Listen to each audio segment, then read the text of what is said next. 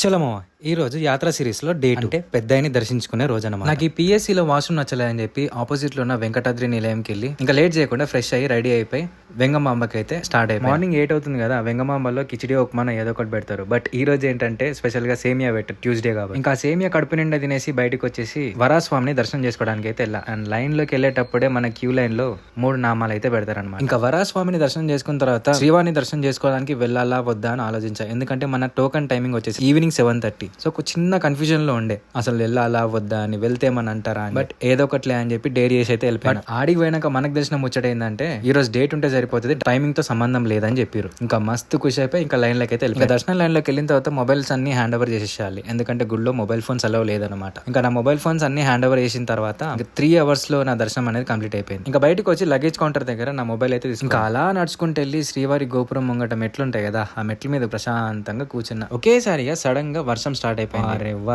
ఏమన్నా వ్యూ తెలుసా, ఇది మామూలు కాదు, అన్ఎక్స్పెక్టెడ్ ఇది. ఇంకా అలా వర్షంలో తడుచుకుంటూ శ్రీవారి గోపురం దగ్గర అలా టైం పాస్ చేసుకుంటూ ఇంకా ఆకలి అవుతుందని చెప్పేసి వెంగమామకి వెళ్ళి అక్కడే కడుపు నిండా భోజనం చేసేసి మన లాకర్ దగ్గరికి వెళ్ళి లాకర్ మొత్తం వెకేట్ చేసి ఇంకా బస్ స్టాప్ కి అయితే స్టార్ట్ అయిపోయినా. ఎందుకంటే రేపటి నుండి మనం 12 జ్యోతిర్లింగాల యాత్ర అయితే స్టార్ట్ చేయబోతున్నాం కదా.